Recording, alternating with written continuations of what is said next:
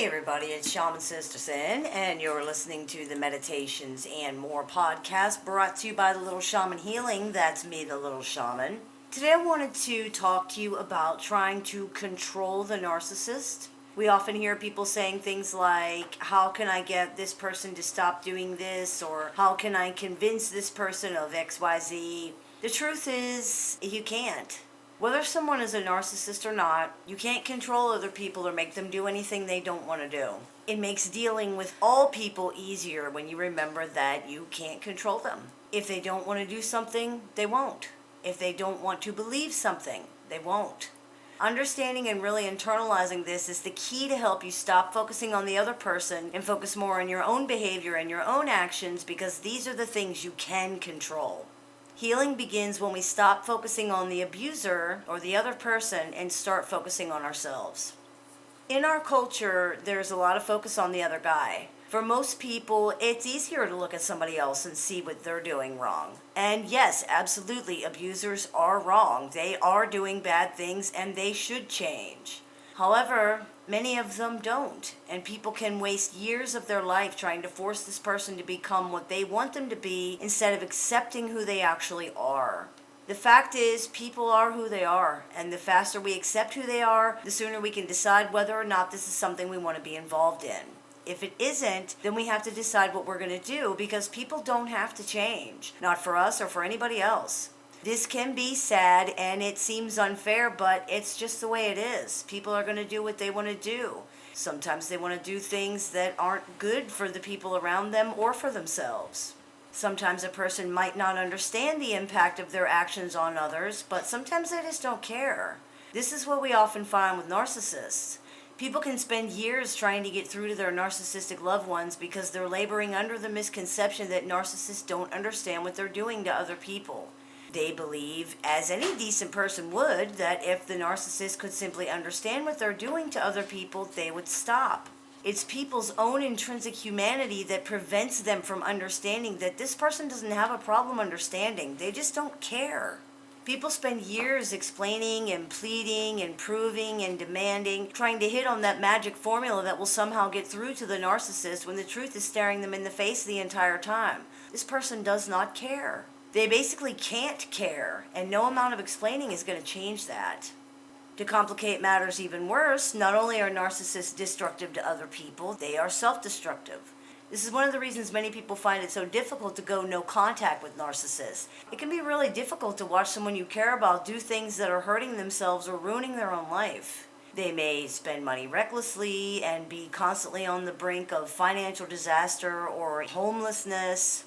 They might self-medicate or drink too much. They might have sex with people they don't know very well or put themselves in dangerous situations. They could engage in criminal activities. They might mess up really good jobs and many other things that are really hard to watch.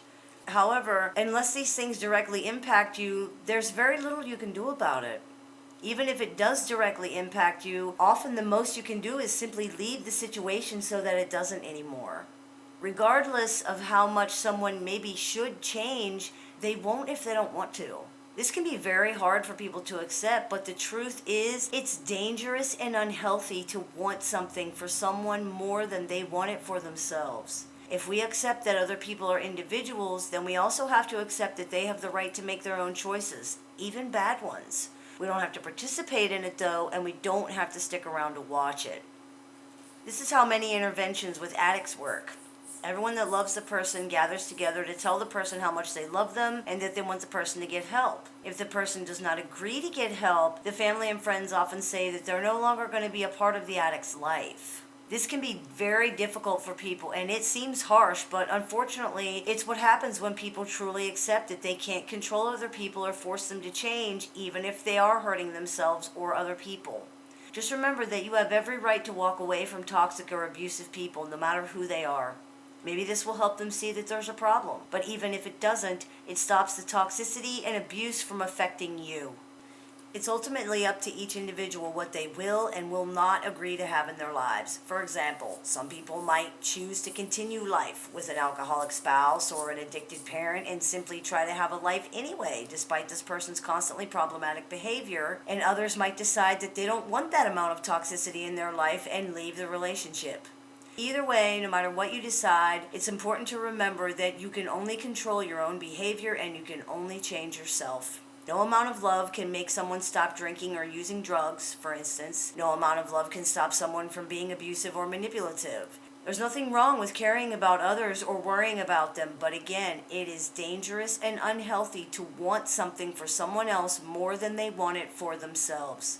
It's also extremely unrealistic. Until that person recognizes for themselves that there's a problem, that the problem's with them, and that they have the power to change things, nothing's going to change. You are simply going to spin your wheels having the same conversations and arguments and problems every day for the rest of your life until you decide it's enough and leave the situation. You cannot control another person, you cannot change them, and you cannot make them care about anything, including themselves. Whether or not you want to stay in the situation and wait for them to realize something that they may never realize is up to you. Just remember that you do not need to sacrifice yourself to make someone else happy, nor should you. Their happiness is not more important than yours. It's supposed to be equal. I hope this clears a few things up for you. As always, I look forward to your comments, questions, and suggestions, so please keep those coming. You've been listening to the Meditations and More podcast brought to you by the Little Shaman Healing. That's me, the Little Shaman. May the Great Spirit bless you and have a wonderful, narcissist and psychopath-free day.